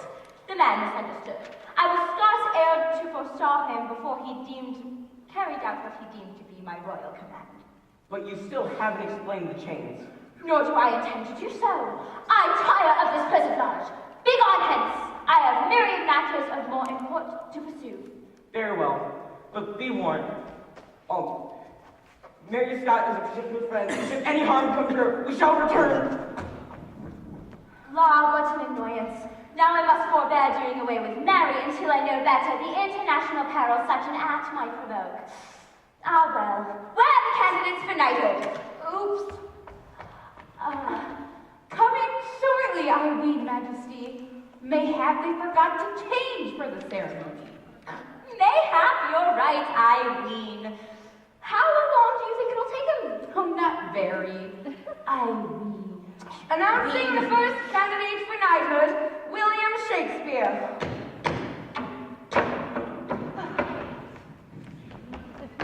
Your Majesty, I congratulate you on your coronation, and it is an honor that you have chosen to mark the happy occasion by bestowing knighthood upon me. An honor so richly deserved by you, the perpetrator of such pretty little plays. Now if you would... where did I put my sword? The one I always use for stuff like this. I'll get it. Lovely leather, what happened today? Fantastic. Thanks a lot. Approach and kneel, William. Do you accept this singular boon? I do, Majesty, and this, Your Majesty, is a pretty little play completed just last night in honor of your coronation. How thoughtful! What is the name of this lovely play in honor of such a great day? Much ado about nothing. Next. Ah, shucks.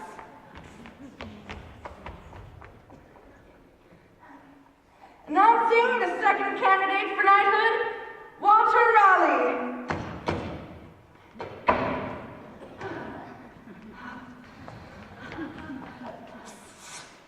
The wig.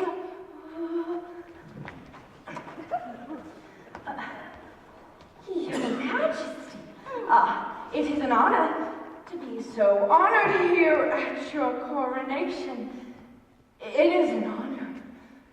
An honor you so richly deserve for your fascinating explorations of the New World to the West, and if I may say so, for your conspicuous gallantry. Oh, Your Majesty, it was nothing. You are too modest, Walter. Now approach and be knighted. I dub thee, Sir Walter Raleigh.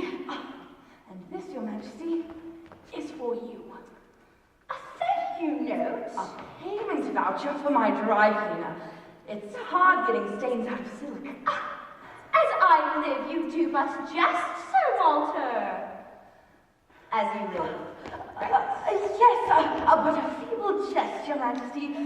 One that you would be amused by, I hope. Lady in waiting, what further matters of state impend? None for now, Your Majesty. What? No royal denunciation of the Lord Robert de Vere, Lord Essex, who has dared to deign to share your reign? It is hard to rule alone, tempted, to truth be told, to share my kingdom. But royal protocol demands you not think of marriage to a commodore. He's a lord, yes, but royal blood, no. And Essex is ambitious. Soon it would be he and not you who rule this land. You must be seen forswear his ardent pursuit of your heart, Majesty. Ah, would that were not so. Gee, I bet it's about time that Major Domo announces somebody again. Oops!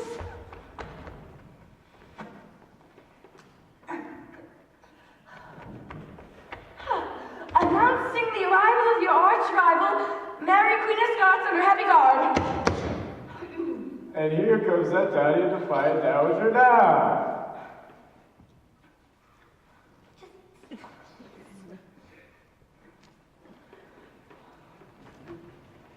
Good morning, dear cousin. Why stand you there? Do you not bow to England's queen? As yet, to my mind, England has no queen. At least not the right one. Oh, that old argument. As a direct descendant of my father, it is I who rule. Your claim is worthless. And if you keep on about it, I have a headsman just itching to silence your nattering once and for all. You dare to threaten me with that crooked crown of yours? Why not? As the absolute monarch of this land, I dare anything. That's just the point, girlie. I don't see that you are a monarch. You're a lovely lady, Lizzie, and your palace is divine. But I'm really in a tizzy, cause the throne is rightly mine.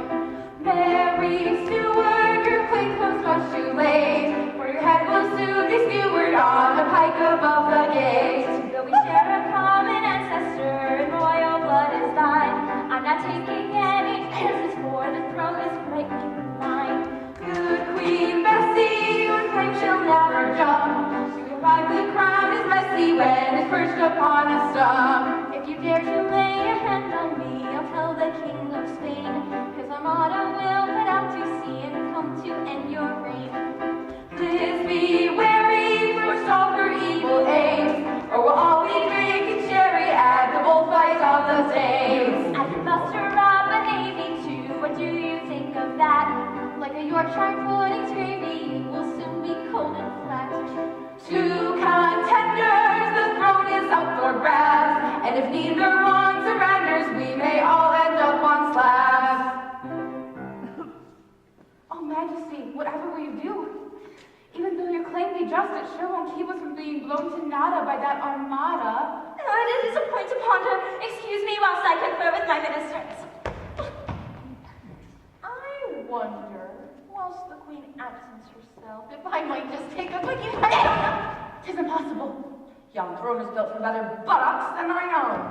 And look, approaches Lord Essex, and not even under guard. He doth elude them most merrily all the time. How doth he do it? They durst not lay hands on one so handsome. Announce me at once, Lady Deborah. Lord Essex has arrived. Hath arrived. Hast arrived. He's here. 'Tis time for tea. Let us hasten apace the larder, lest all the scullens be consumed to air our appearance there. A sound suggestion indeed. Forsooth, where is my beloved? I see her not. You're not missing much. An unlovely conglomeration of pompous pride, bad manners, and store-bought hair. Ah, but Queen Anne, I love Queen Anne, and do range through many a restless night and romantic reveries of her soft surrender to my manly machinations. Is there insanity in your family, Lord Essex? How can you stand the woman? Through perils dread, my lonely bed, I just can't get her out of my head. There you are, you would-be usurper of the throne. And there you are, a mere statue of a woman with a heart of the coldest marble. You plot to steal my kingdom. You forswear the merriment of marriage. You are ambitious. Your blood is ice water.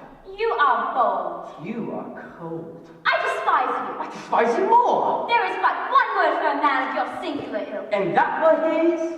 Darling! Darling! Though you should die for craving my throne, I've got a knife for you when we're alone. In my embrace you knock my goals down. I'd rather chase you than die for a crown. Beautiful schemer, Hot-blooded queen, is love supreme, or will doom intervene? life everything's glum. Love's an abyss. Each time we clinch on my mind goes amiss. Crave I the kingdom as much as your kiss.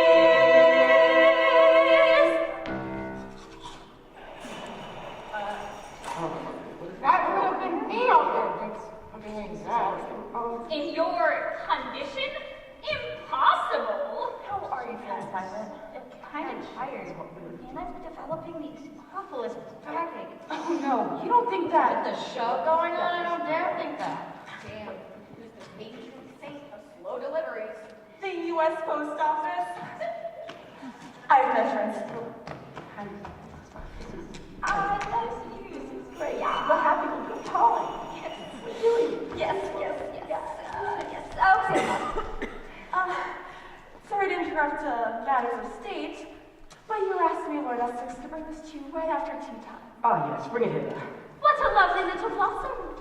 One lovely blossom to another. Oh, it is beautiful, Essex. I shall treasure cherish it long after you are in your grave.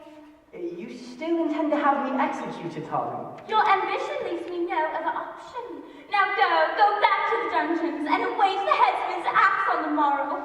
Royal messenger, see that he does so. I'll try my best. Of course, he's a lot bigger than me. I will not fight you. I'll go alone, for fighting requires a man of heart, and my heart is no longer my own. Oh, Essex, go not thus to thy doom in thy dungeon's midnight gloom. How the perils of office wreak havoc upon a womanly heart. Oh, I cannot bear it, I cannot bear it.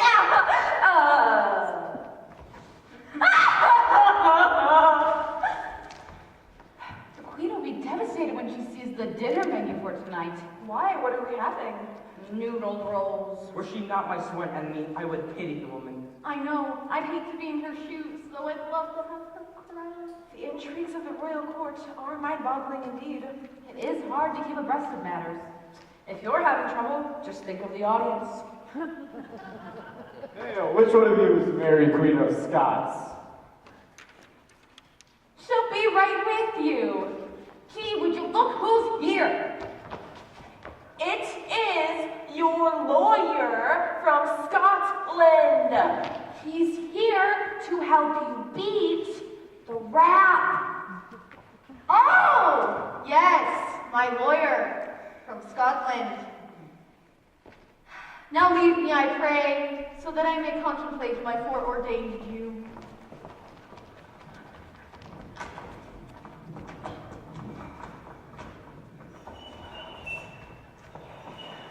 I'm terribly worried about Holly. I don't think she can hear anything. I'm worried about Mike. Honey, are you sure we shouldn't call a doctor? Oh, I'm fine, darling, just fine. Just afraid of worrying about that show, that's all. Then I should have a worse backache than you do. It'll be okay, Jared. Those two know their lines perfectly. All they have to do is alternate speeches, whether they can hear each other or not. I came as soon as I could. Why isn't she answering? Did you remember to tap her on the shoulder? That's her cue to turn and speak. Let me try to get a closer look.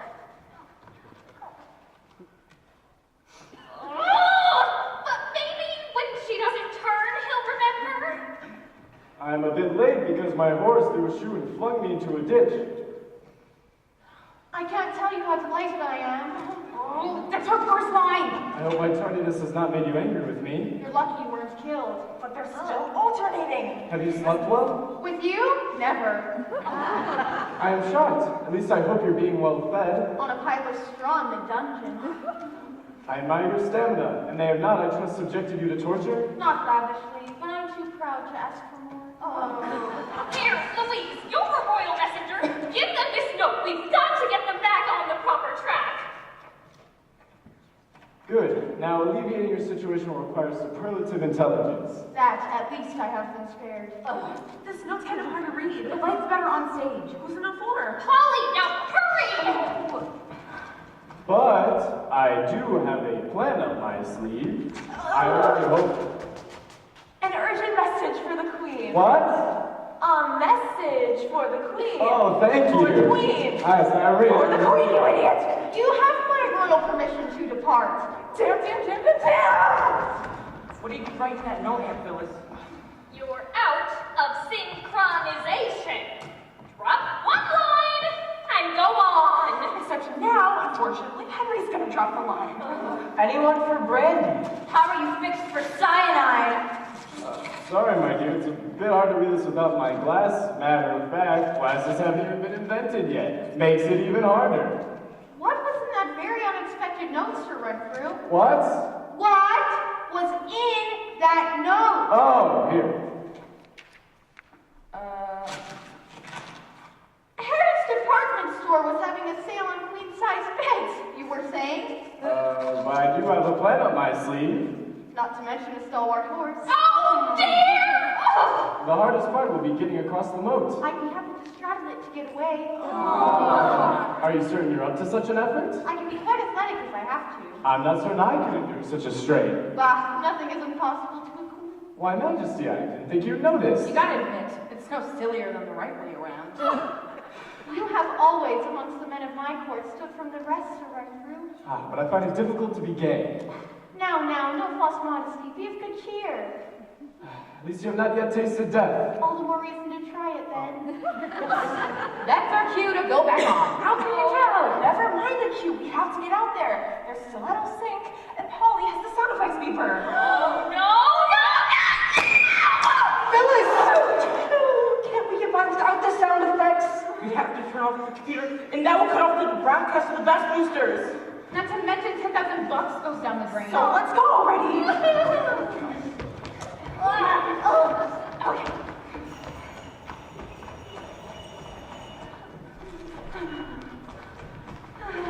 Her Majesty Elizabeth has returned. Make way for the Queen.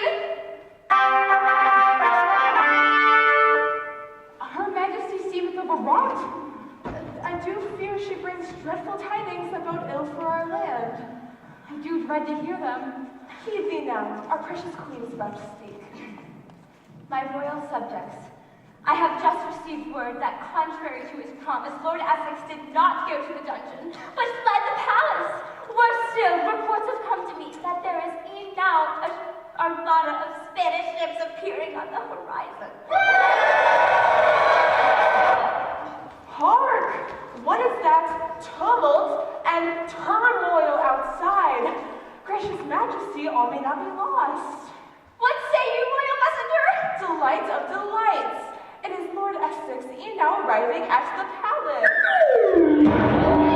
Then lower the drawbridge at once!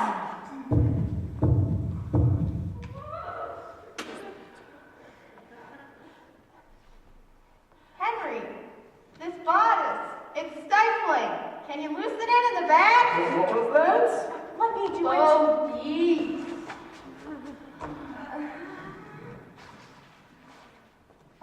Announcing Robert de Rue, Lord Essex. Gracious.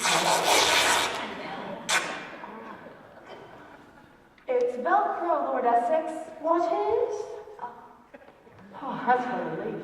You were saying, Gracious Majesty, I have returned. be still my heart.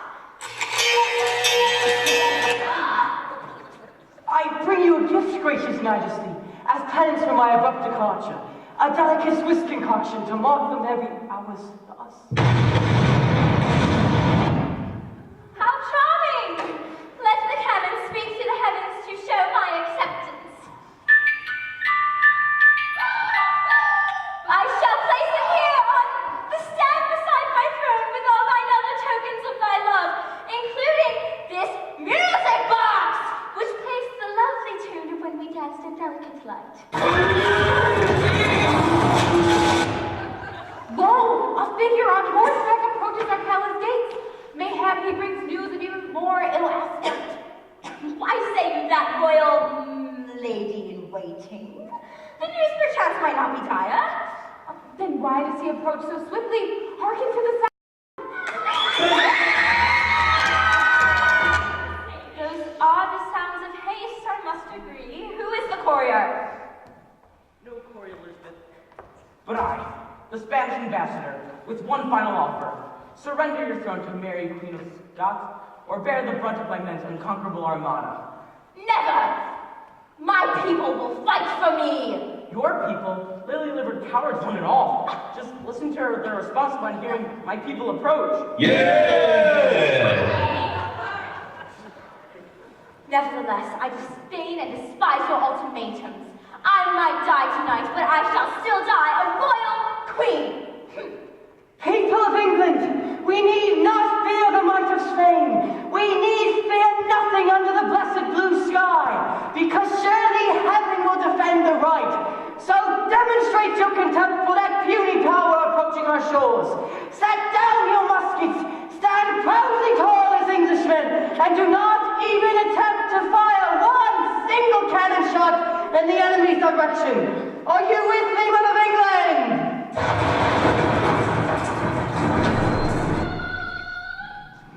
But Essex, how shall the overcoming of our foe come about? The sea shall destroy them, and it will do so quietly in honor of your coronation. The kingdom is saved. Come into my arms and take me.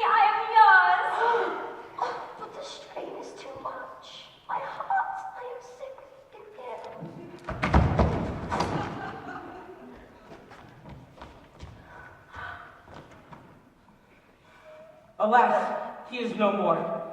Ever a valiant foe. Oh, Majesty, how sits the said circumstance with you now? As I dream of you.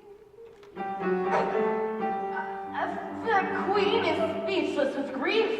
Mayhap you should get a drink of water, Majesty. Or something. Anything.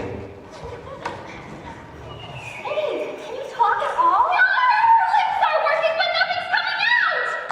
I'll give her a hand. I mean, a queen should have poured her own water. Can she say anything? Her big song's coming on. Wait, I have an idea. Jerry, Phyllis, Smitty, you're gonna have to help me. So, you've come all the way from Scotland to defend me. Nice trip. Strip? Who's gonna strip? How lonely it must be for Mary. So far away from the other stewards in a foreign land. Oh, I didn't know she had any family. And yeah, just her son, James. Well, I suppose a woman of her age could be the mother of James Stewart. What? The hearing's always the first to go. The queen returns. Here she is. Hey, that's Absolutely lovely. Thank you, my subjects. Thank you all. With his dying breath, he still longs for your love, Majesty. But he's dead, right? What is going on? And when he did perish, you were saying, I wasn't. You were. right. Majesty, how sits Hold it. Where's the gillyflower? It isn't there. Does it matter? Well, I was going to sing about it if you know what I mean. Shall I go fetch it, Your Majesty? There isn't time. So sing about it, but sing without it. Mayhap I must. Pray go on, lady in waiting. Oh, Majesty, how sits the said circumstance with you now? As I dream of dear Lord Essex and the love I hold so dear, it is soothing when I gaze upon this blooming souvenir. Oh, the Queen Bessie is gone, but you forgot a reminder of his love within that pretty little plot. To remain aloof and majesty at reasons might restore, but my royal robe of office seems not fitting anymore. Good Queen Bessie, to home for him you find. He was concentrated, set upon the scrap he left behind. Though a queen, I'm still a woman, it's a fact it cannot hide. Oh, but people surely know about the stirring deep inside. Dear Queen Bessie, the world will surely know. Stuck beneath the robe of royalty, love must be free to grow. As it grows and grows, I'm certain to conceal it would be wrong. May the truth about his gift I can't contain for very long. Please, Queen Bessie, turn it off somehow. For his love was found, the time was come to grant her now. The memory of Essex is a tribute I must face. The conscience of the thought I must renew this very day. What's happening? Dear Queen Bessie, you'll bring it off somehow. Those troubles some time has come to bring and bear it now. Is there a doctor in the house? I'm a doctor. You are? You expect me to make a living doing this? Get real.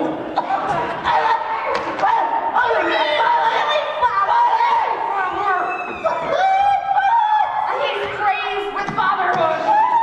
Essex, you're not as dead as we thought. Forget it! Violet! Oh, Violet! I'm coming, Violet! It's too late for that. Why, but the king jumps in for a surprise. That little Dickens keeping it from people. She's had quite a day. Ascended to the throne, defeated the Spanish Navy, and produced a new heir to the throne for the big finish. Don't mind me, folks. I'm just the royal harpsichordist. But where are you going? I'm bringing my car around to the stage door. Bill's in no shape to drive. Henry, I still can't figure out what scene this is. What was that? What? Eve. What? The new heir to the throne will be passing through here any minute, and midwife has some birth announcements for you.